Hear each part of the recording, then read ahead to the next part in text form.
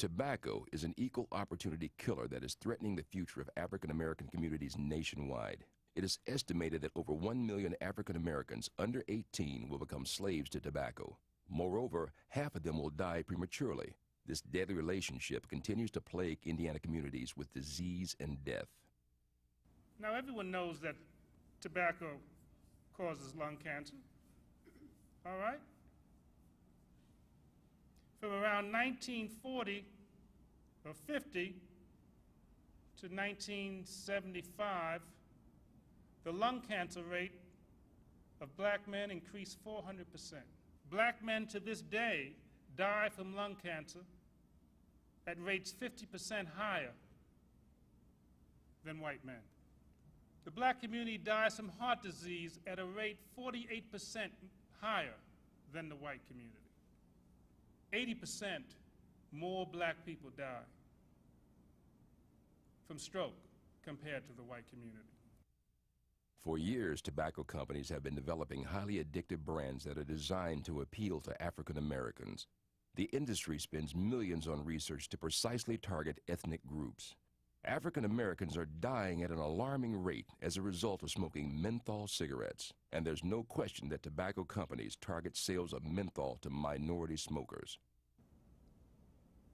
African American smokers, 3 out of 4 smokers smoke menthol cigarettes, compared to 1 out of 4 white smokers who smoke menthol cigarettes. Menthol cigarettes tend to be high in tar and nicotine. Let's look at the advertising that takes place around menthol. Did the black community sort of come into the world with this sort of genetic predisposition to smoke menthol cigarettes? No, we smoke menthol cigarettes because we're targeted, and we smoke menthol cigarettes because we're confused. And why do I say confused? You ask focus groups, you ask, well, why do you smoke menthol cigarettes? Because it's healthy. The menthol is going to keep me from getting sick. Now it's funny, but it's tragic. This is the kind of belief system that we have to deal with in the black community in terms of dealing with this absurd notion that menthol is some deliverance. And it's not. In fact, menthol increases the inhalation pattern. You're taking it in deeper. Menthol, in fact, has a certain kind of combustion that when you light it, it actually becomes more carcinogenic. So we're actually smoking cigarettes that are potentially more dangerous than not. To break the cycle of tobacco enslavement, people must fight back against the greedy tobacco industry neighborhood by neighborhood. Political and civic leaders must be accountable to educate people and demand the appropriate funding to realistically address this dreadful addiction. Dr. Robinson shares his experiences and practical solutions to successfully address tobacco control in African American communities. One solution that we learned from the Uptown experience when I was in Philadelphia back in 1990, and R.J. Reynolds decided to produce a cigarette that was made only for the black community, and it came in a very pretty gold and black package, and they were expecting the black community to sort of act like the black community has acted in relationship to tobacco, and that is just simply lie down and let them come in and roll in a cigarette brand that was second only to unfiltered Camels in tar levels and nicotine levels. But the black community fought back.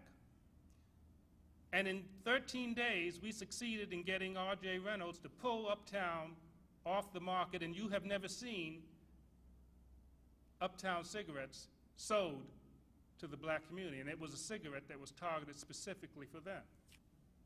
Well, there were 2 lessons. One was that when you weigh the issue of framing an issue around health as opposed to community well-being and the right of a community to defend itself and choose what should happen to it, a community frame won out. The second thing we learned was that you could not divide the community in terms of smokers and non-smokers. That in fact, when you're going to approach a community, you have to approach a community in a way that's going to unify that community, not divide it. So we did not approach the issue, which was the traditional approach.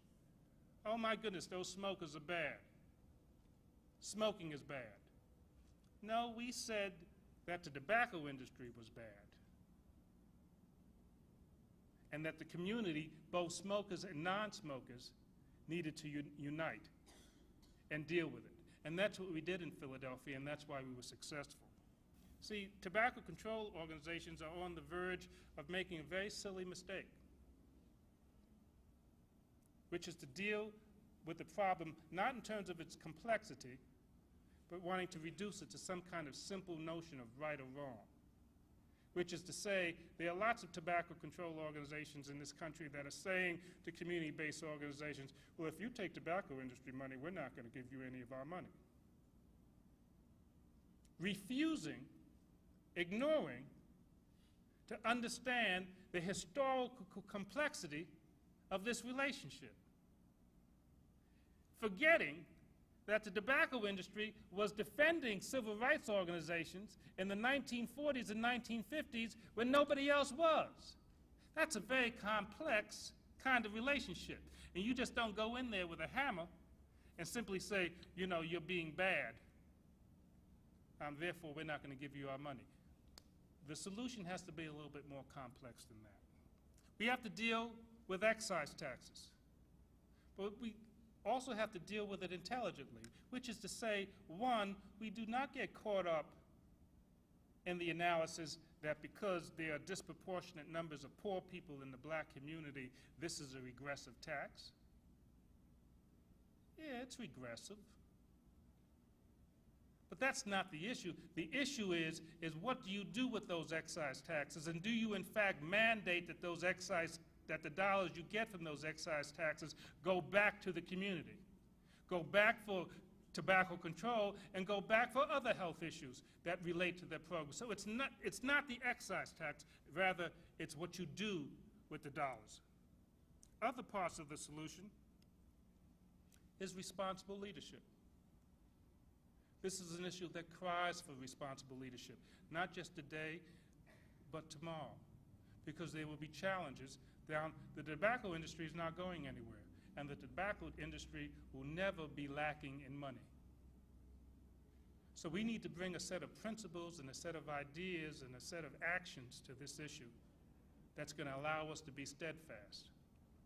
We need another part of the solution is tobacco control agencies that have an understanding of the black community as a community, and don't see these issues in simplistic ways. And finally, we need a responsible citizenry in these communities. We as citizens are responsible for the leaders that we have and the organizations that serve us. It's a hard job, but the gains are life, and a life that is potentially disease-free. Thank you very much.